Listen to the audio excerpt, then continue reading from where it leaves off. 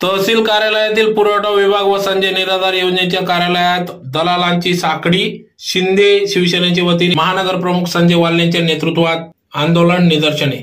धुळे शहरातील तहसील कार्यालयात पुरवठा विभाग व संजय गांधी निराधार योजनेच्या माध्यमातून या ठिकाणी नागरिक मोठ्या संख्येने या ठिकाणी आपले अर्ज दाखल करीत असतात। त्याचा संधीचा फायदा उचलत येथील तहसील कार्यालयातील पुरवठा विभाग व संजय गांधी निराधार योजनेतील विभागातील अधिकारी यांना संगनमत होऊन काही दलाल या ठिकाणी पैशांची मागणी करतात। हजारो रुपये त्या ठिकाणी मागणी करून रेशन कार्ड बनवणे, संजय निराधार योजनेचा लाभ मिळवून देणे असे विविध कामे करीत असतात। तर या संदर्भात नागरिकांनी ग्रामस्थांनी शिंदे शिवसेना गटाकडे तक्रार केली।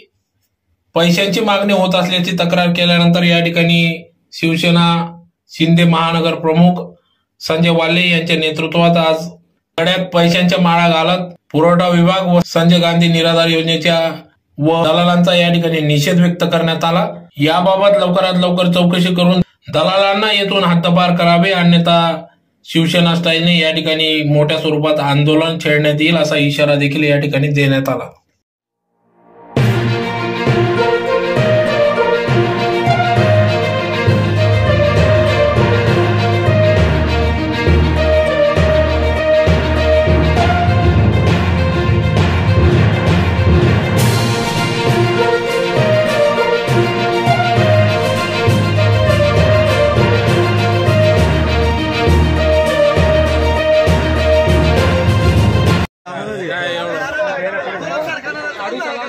घोषणा द्या ना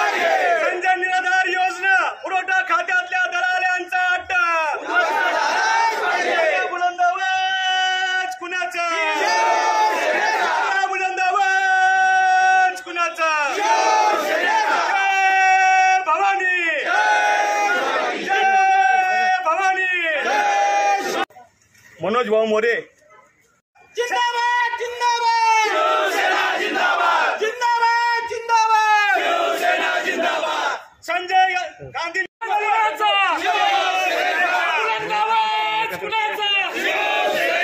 जिंदाबाद जिंदाबाद शिवसेना जिंदाबाद। धुळे जिल्हा पुरवठा विभागातला भ्रष्टाचार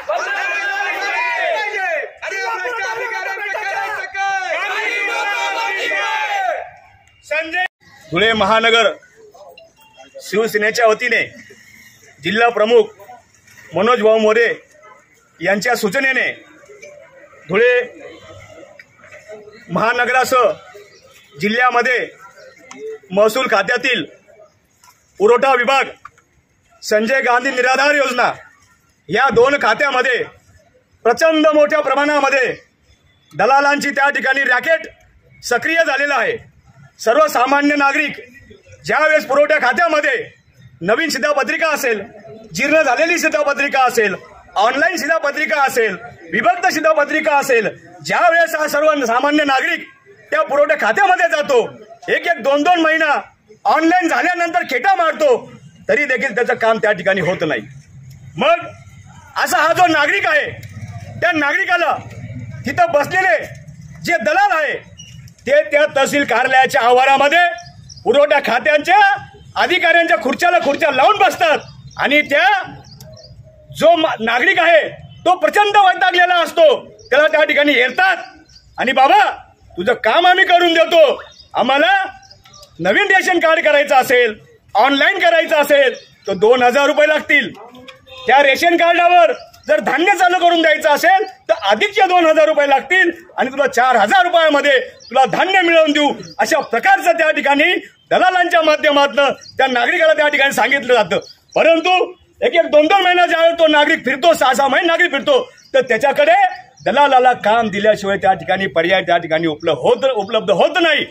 दलाल आणि अधिकाऱ्यांची त्या पुरवठा खात्यामुळे ही साखळी तयार झालेली आहे. म्हणून ज्यावेळेस तो दलालाला काम देतो तर महिन्याभरामध्ये त्याला रेशन मिळू लागतं. म्हणजे काय, हे राज्य हे दलालाचं आणि अधिकाऱ्यांचं संगणमताचं आहे का?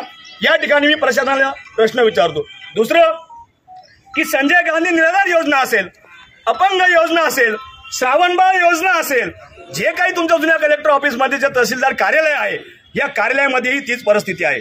सर्वसामान्य वयोवृद्ध नागरिक त्या ठिकाणी तासोनतास बसतात, 2-2, 4-4 महिने बसतात, अर्ज भरतात, परंतु त्यांचा अर्ज जोपर्यंत दलालाला भेटत नाही तोपर्यंत त्यांचा अर्ज पुढे जात नाही.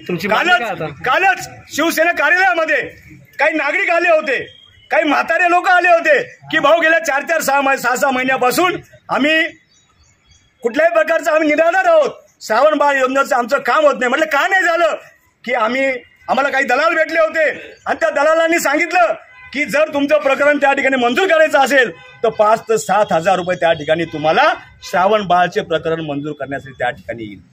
5,000 आणि 7,000 रुपये जोपर्यंत त्या दलालाला देत नाही तोपर्यंत दलाल त्याच्या अर्जाची चौकशी करून ते ऑनलाईन करत नाही.